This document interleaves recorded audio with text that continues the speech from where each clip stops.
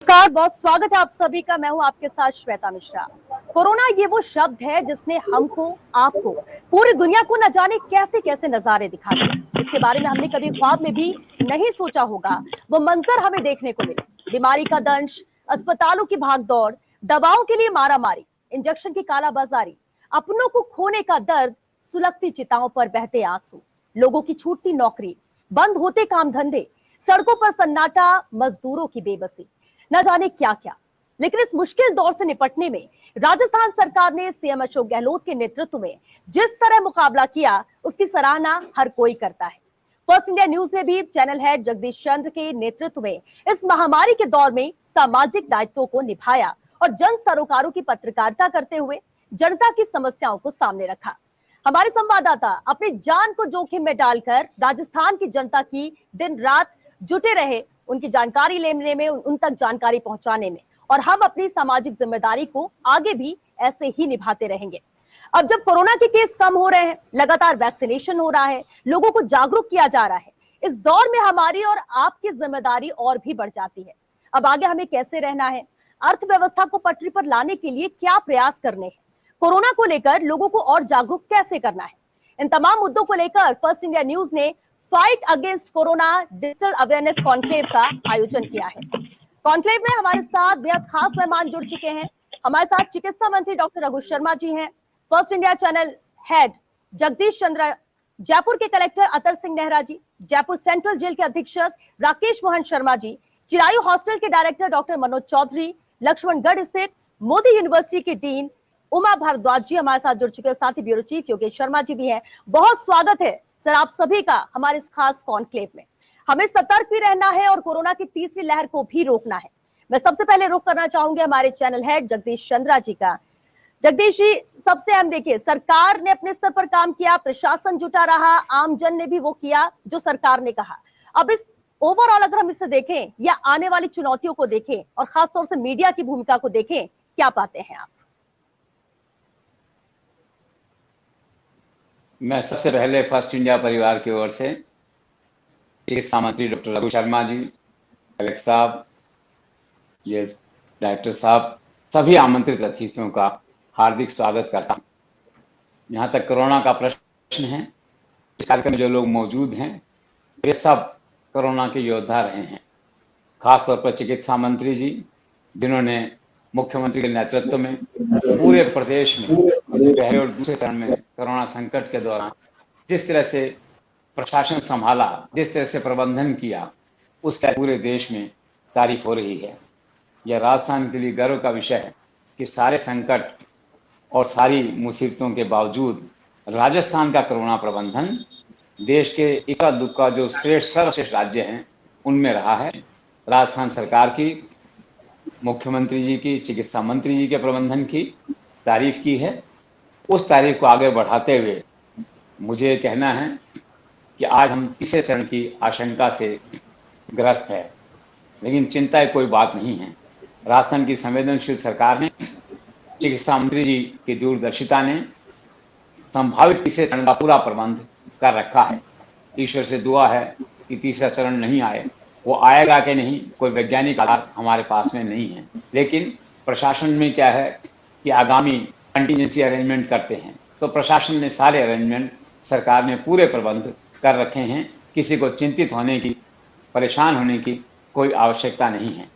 जहाँ तक सरकार की परफॉर्मेंस का सवाल है, उसमें आप जानते हैं क्या राजस्थान देश के उन 4 राज्यों में है, आप एक ये चौथा राज्य है महाराष्ट्र, गुजरात, उत्तर प्रदेश के बाद, जहाँ 2 करोड़ से ज़्यादा वैक्सीनेशन लग चुके हैं।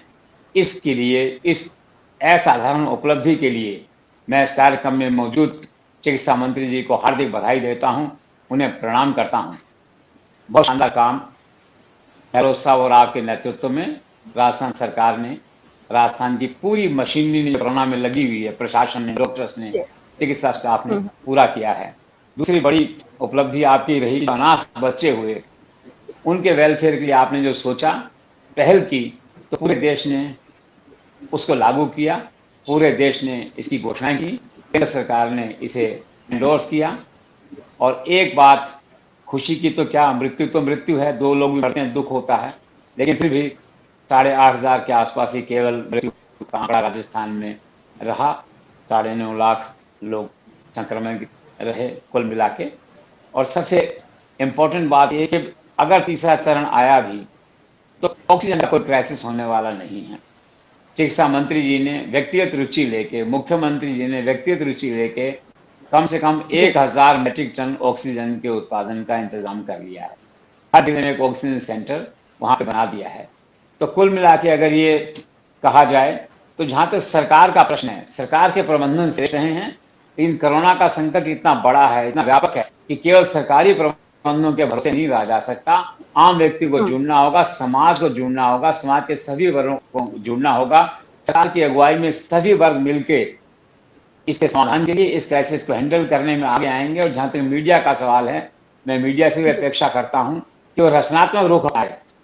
इस क्राइसिस के समय में डिमोरलाइज करने का वक्त नहीं, एक दूसरे को क्रिटिकल होकर के हमारी कमियां हैं तो उनको ढक के उनको सुधारने का वक्त है।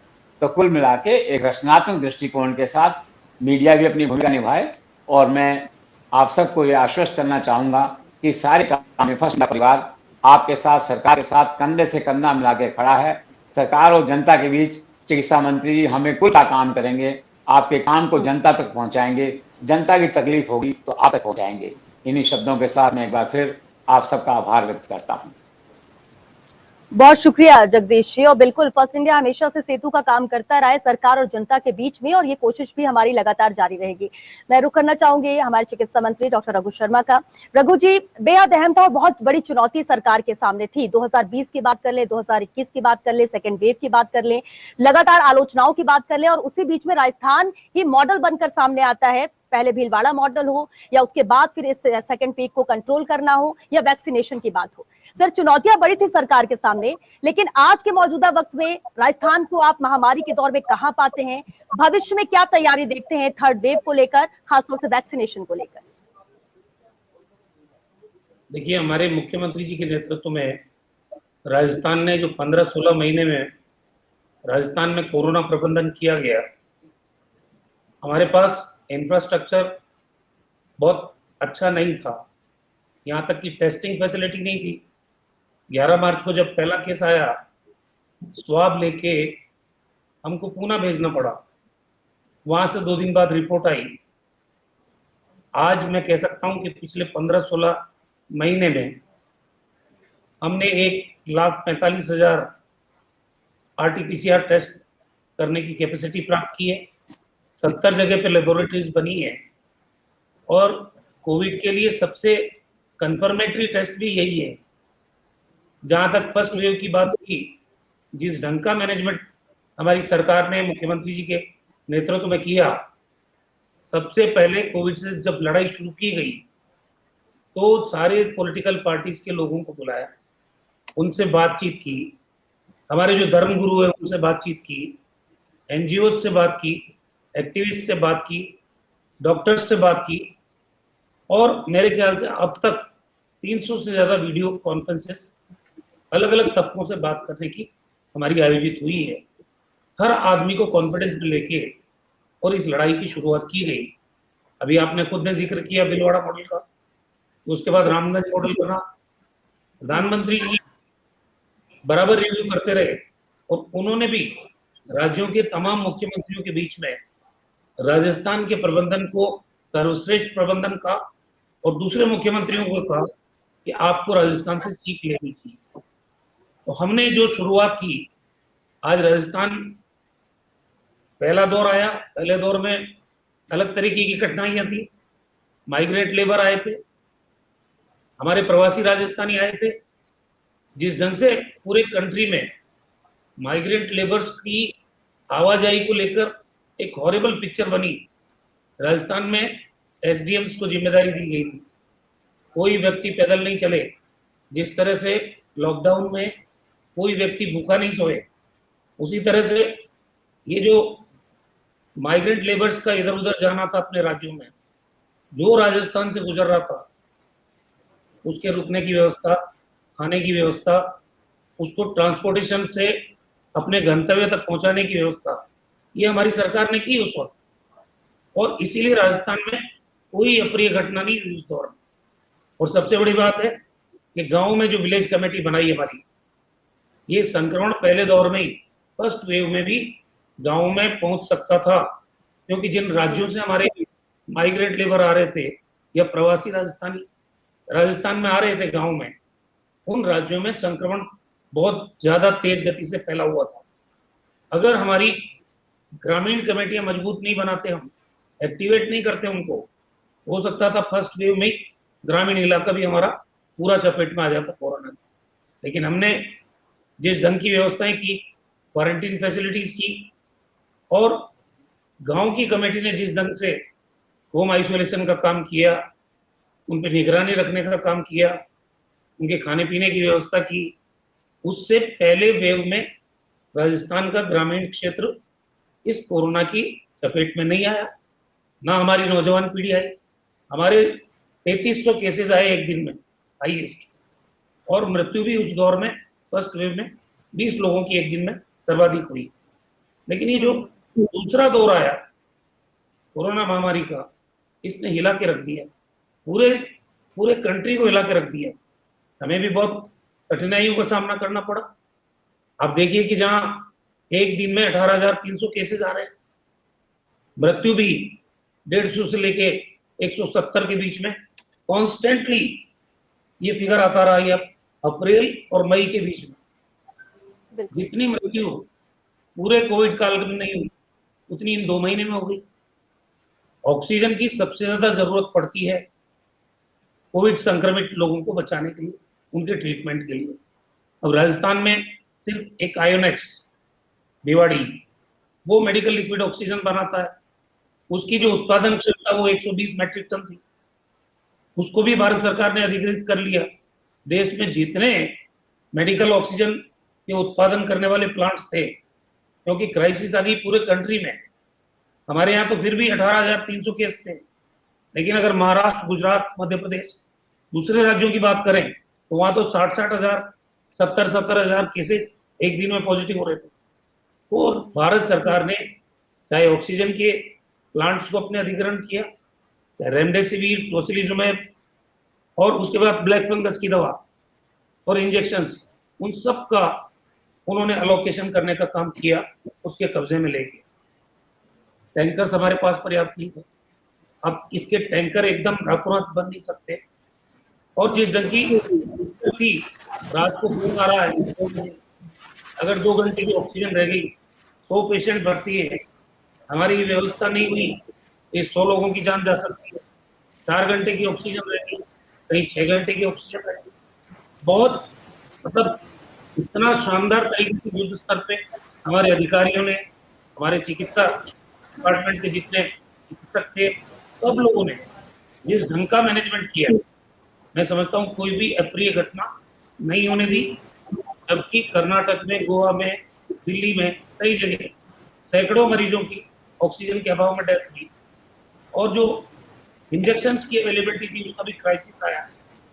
रेमडेसिविर का ज्यादा आया, टोसिलिजुमैब तो बाहर से आता है, इंपोर्ट होता है। ये सब क्राइसिस को, चाहे हम 3 मंत्रियों को मुख्यमंत्री जी ने दिल्ली भेजा ताकि राजस्थान को पर्याप्त मात्रा में दवाइयां मिले, ऑक्सीजन मिले, टैंकर्स मिले ट्रांसपोर्टेशन के लिए, हमने कोई कसर नहीं छोड़ी। और राजस्थान में एक्टिव केस एक बार 2,12,000 हो गए। पूरे कंट्री में जहाँ सबसे ज्यादा एक्टिव केस थे उन 5 राज्यों में हमारा राज्य भी आ गया। अब आप बताइए कि हमने इंफ्रास्ट्रक्चर डेवलप, हमने वेंटिलेटर्स का प्रोक्योरमेंट किया, आईसीयू बेड बनाए, ऑक्सीजन सपोर्टेड बेड बनाए, इंफ्रास्ट्रक्चर बनाने में कोई कमी नहीं रखी। लेकिन जब कंटिन्यूसली 18,000 से ज्यादा पॉजिटिव केसेज एक दिन में आएंगे, तो आप कितनी भी इंफ्रास्ट्रक्चर में बढ़ोतरी कर लो तो कमी पड़ेगी। लेकिन ये दौर, चाहे हमने लॉकडाउन लगाया, सबसे बड़ा काम जो राजस्थान सरकार ने इस दौर में किया कि अब के दौर में ग्रामीण क्षेत्र चपेट में आए, नौजवान भी चपेट में आए, मृत्यु भी ज्यादा हुई।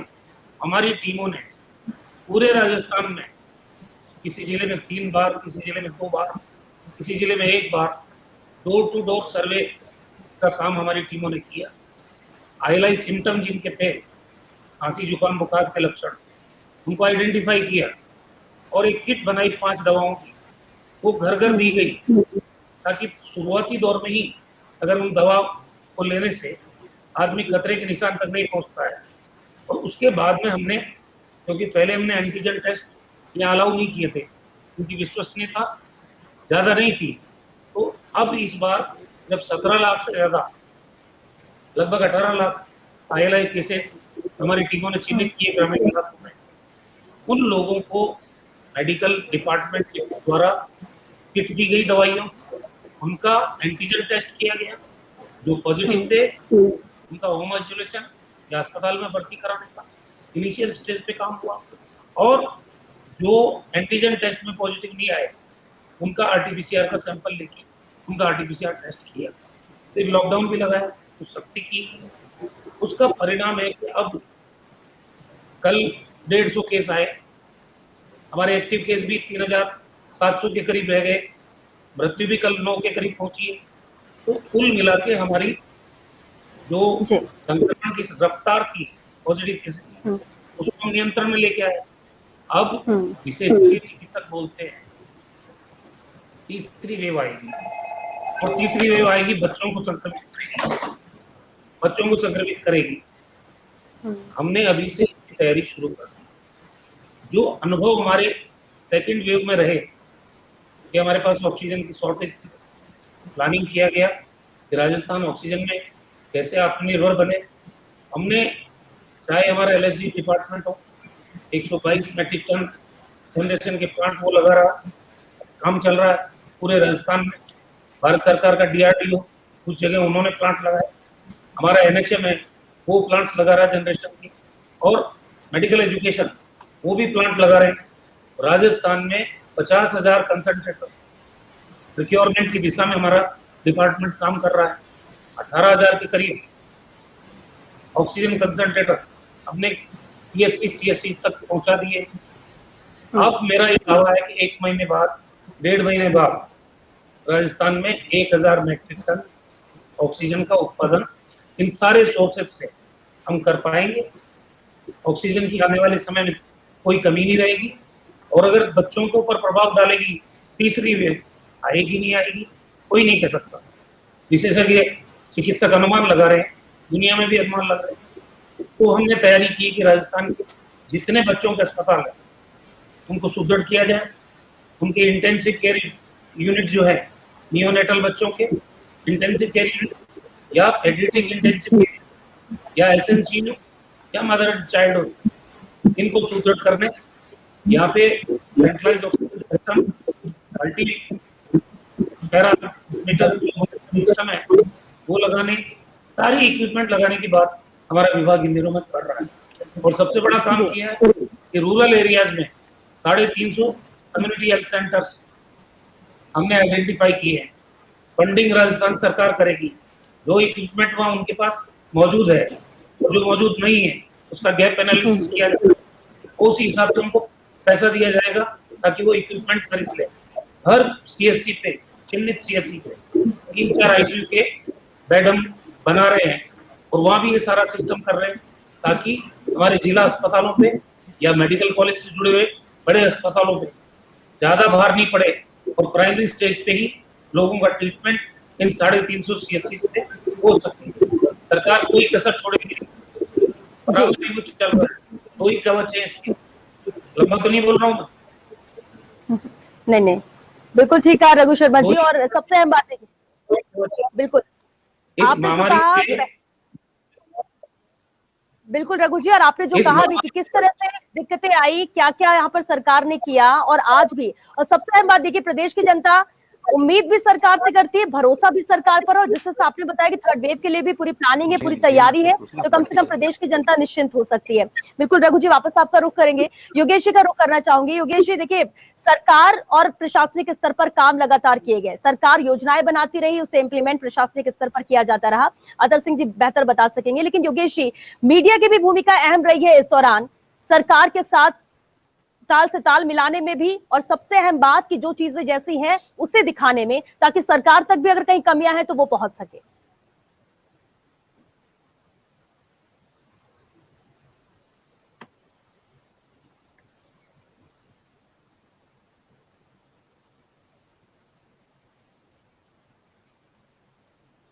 योगेश जी, आप तक आवाज आ रही है?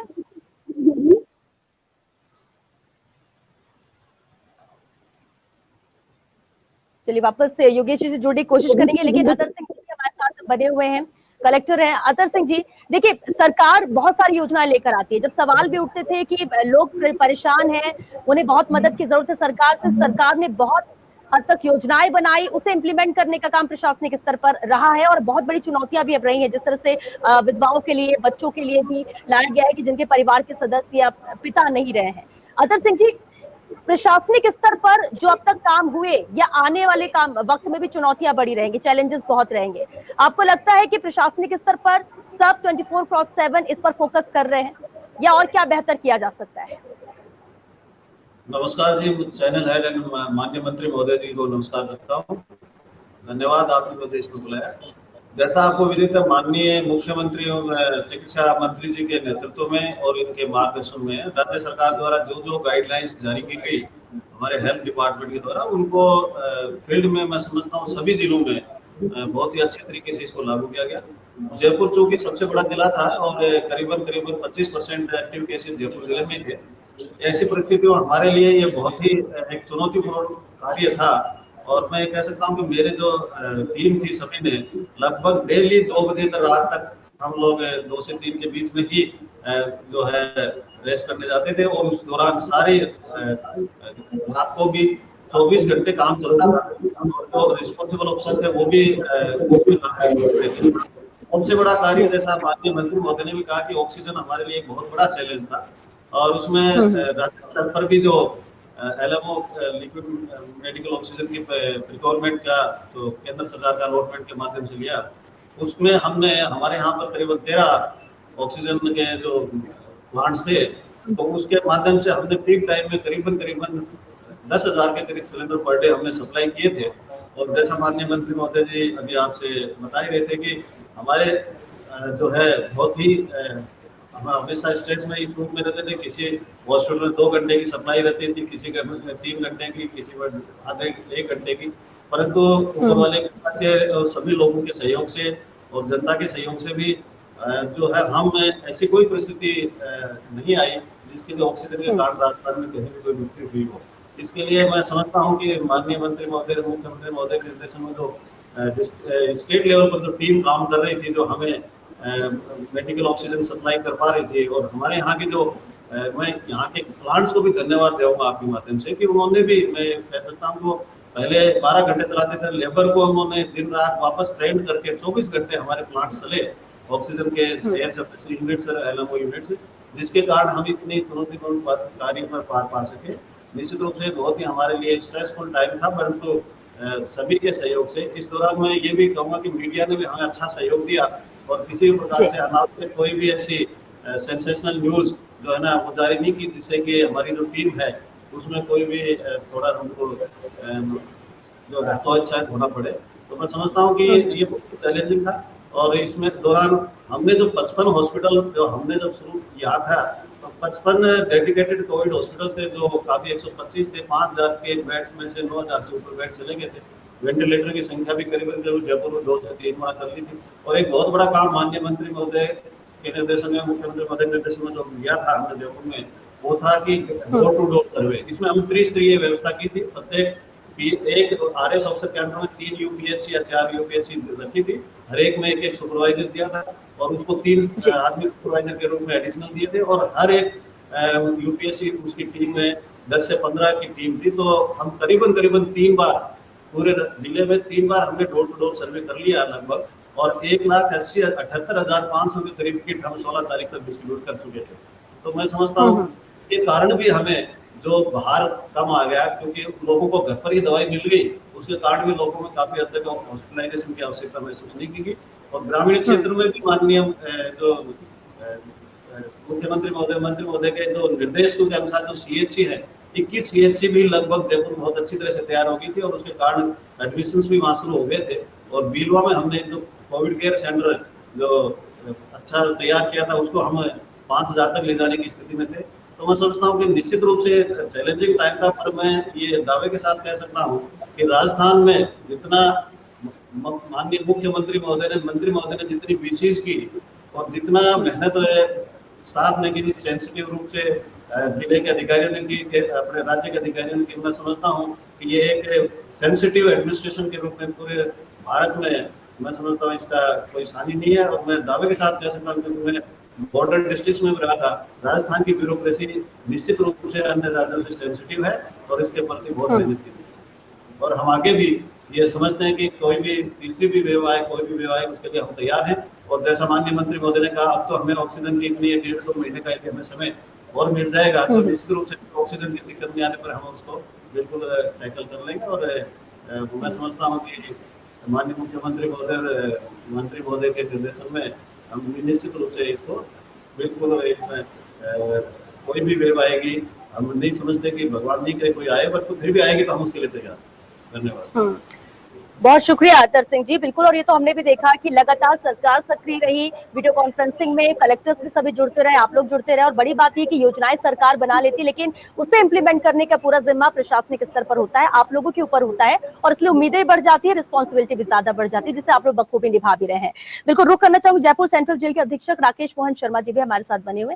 राकेश जी, जब हम कोविड की बात करते हैं, लगातार बढ़ते मामलों की बात करते हैं, और अगर हम पिछले फर्स्ट वेव की बात करें, उस वक्त भी जब खबरें आती थी कि जेल में कहीं पर 150 कैदी पॉजिटिव हुए हैं, कहीं पर 200 पॉजिटिव हो गए हैं, बहुत ज्यादा डर भी उस वक्त था। आज के वक्त में अगर हम पूछा जाए, क्योंकि वैक्सीन आ चुकी है और वैक्सीनेशन में राजस्थान अलग ही आगे बढ़ रहा है, रफ्तार बहुत तेज है, जिसका सामना कोई दूसरा राज्य नहीं कर पाता। और ये रघु शर्मा जी भी बार बार कहते हैं कि हमारी रफ्तार बहुत तेज है, लेकिन अगर वैक्सीन उस गति से यहाँ पहुंचे तो हम ज्यादा से ज्यादा लोगों को एक दिन में वैक्सीनेट कर सकते हैं।